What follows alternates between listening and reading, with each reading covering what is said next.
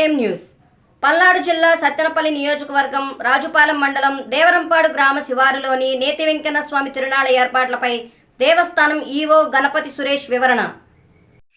ఓం నమో వెంకటేశాయ. నా పేరు Ganapati Suresh, executive officer, Shri Matsyavatara Venkateswara స్వామి దేవస్థానం, దేవరంపాడు గ్రామం, రాజుపాలెం మండలం, పల్నాడు జిల్లా. ఈ దేవస్థానం ప్రతి సంవత్సరం పాల్గొన మాసంలో స్వామివారికి కళ్యాణం మరియు తిరునాళ్ళు జరుగుతుంది. ఈ తిరునాళ్ళ ఈ సంవత్సరం 4 శనివారాలు మరియు ఉగాది రోజున జరుగుతుంది. ప్రతి సంవత్సరము అమావాస్య వెళ్ళిపోయిన తర్వాత పాల్గొన మాసం ప్రారంభమవుతుంది. పాల్గొన మాసంలో మొదటి శనివారం అనగా ఈ నెల 21/2/2026, 28/2/2026 అనగా ఆ రోజున స్వామివారి కళ్యాణం జరుగుతుంది. 27వ తారీఖు 3వ నెల 2026 తారీఖు 3వ శనివారం జరుగుతుంది. 14వ తారీఖు 3వ నెల 2026న 4వ శనివారం జరుగుతుంది. పోయిన సంవత్సరం 5 శనివారాలు వచ్చింది, ఉగాది వచ్చింది. ఈ సంవత్సరం 2026 సంవత్సరము 4 శనివారాలు మరియు ఉగాది వచ్చింది. ఇందులో భాగంగా కోఆర్డినేషన్ మీటింగ్ జరిగిన తిరునాళ్ళు జరిగే ఏర్పాటు దృష్టిలో ఉంచుకొని గౌరవనీయులు శాసనసభ్యులు ఉమ్మడి ఆంధ్రప్రదేశ్ రాష్ట్ర మాజీ మంత్రి వర్యులు కన్నా లక్ష్మీనారాయణ గారి అధ్యక్షతన, ఆర్డీఓ గారి అధ్యక్షతన అన్ని శాఖ అధికారులతో ఈ నెల 7వ తారీఖు సమన్వయ సమావేశం దేవస్థానంలో ఏర్పాటు చేయనుంది. ఇందులో ప్రధానంగా వచ్చినటువంటి అంశములు ఏంటంటే, దేవస్థానంకి వచ్చే భక్తులు దేవస్థానం కొండపై ఉండడం వల్ల స్వామివారి దర్శించుకుని వచ్చిన భక్తుల కోసం మెట్ల మార్గం ద్వారా చలువు పన్నులు ఏర్పాటు చేసి ఉన్నారు.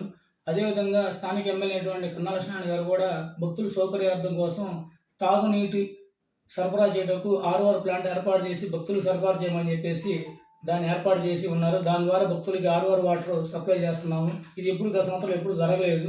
ఎమ్మెల్యే గారు అయిన తర్వాత వారు దృష్టిలో ఉంచుకొని భక్తులకి ఇది అవసరం అని చెప్పేసి ఏర్పాటు చేసి ఉన్నారు.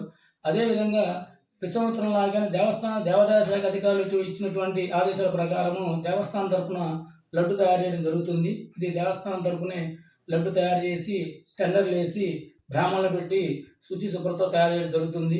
దీంతో పాటు భక్తుల సౌకర్యార్థం కోసం ఉచిత మంచినీటి వసతి, పాలు, మజ్జిగ, ఉచిత ప్రసాద వితరణ కూడా జరుగుతుంది. ఇందులో ముఖ్యంగా దేవస్థానానికి మొదటి శనివారం కంటే 2వ శనివారం నుండి భక్తులు స్వామివారిని దర్శించడానికి అధిక సంఖ్యలో రావడానికి ఎక్కువగా అవకాశం ఉన్నది. 2వ శనివారం నుంచి 3వ శనివారం, 4వ శనివారం కూడా ఎక్కువ సంఖ్యలో పాల్గొంటారు. ఈ 4 శనివారాలు మరియు ఉగాది మొత్తం మీద దేవాదాయ శాఖకి స్వామివారిలో ఉన్నటువంటి స్వామివారిని దర్శించుకోవడానికి భక్తులు దాదాపు 80,000 పైచిలుకు దేవస్థానానికి వచ్చి దర్శించుకోవడానికి అవకాశం ఉన్నది. అంతేకాకుండా దేవస్థానంలో మెడికల్ డిపార్ట్మెంట్ వారు ఏర్పాటు చేసినటువంటి ఉచిత మెడికల్ ఆరోగ్య కేంద్రాలు కూడా ఏర్పాటు చేసి ఉన్నాము. అదేవిధంగా ఫైర్ డిపార్ట్మెంట్ వాళ్ళు కూడా ఎటువంటి మంటలు చెలరేకుండా ఉండడానికి అటవీ ప్రాంతంలో ఉండడం వల్ల ఈ కొండ దేవస్థానము fire existing stand by charges కూడా ఏర్పాటు చేసి ఉన్నారు. అదేవిధంగా స్వామివారికి దర్శించుకోవచ్చు భక్తులు తలనాలు ఇచ్చిన తర్వాత కెనాల్లో ఉన్నటువంటి సాగర్ కుడికాల ద్వారా వచ్చినటువంటి నీళ్లు ద్వారా కాలువలో ఉన్నటువంటి నీళ్లు స్నానం చేసి అక్కడే తలస్నానం ఆచరించేసి మార్చుకొని ఎక్కువగా వస్తారైతే ఇరిగేషన్ డిపార్ట్మెంట్ వారు కూడా చర్యలు తీసుకున్నారు. సకాలంలో నీళ్లు ఉండేట్టుగా పుష్కలంగా ఉండేట్టుగా జరుగుతుంది. ముఖ్యంగా ఏంటంటే ఆడవాళ్ళకి అటవీ ప్రాంతంలో ఉన్నందువల్ల వాళ్ళ కోసం టెంపరీ బయో టాయిలెట్స్ ఏర్పాటు చేసి ఉన్నాము దేవాదాయ శాఖ అధికారులు ఇచ్చిన ఆదేశాల ప్రకారము. అదేవిధంగానే మళ్ళీ అధికంగా ఇంకో 2 స్లాట్లో పెట్టాము, దాన్ని 2 ప్లేసుల్లో పెట్టాము. అంతేకాకుండా ఈ దేవస్థానంకి వచ్చే భక్తుల కోసం ఓం నమో వెంకటేశాయ అనే నామస్మరణతో మారుమూలుగా చర్యలు తీసుకుంటున్నాము.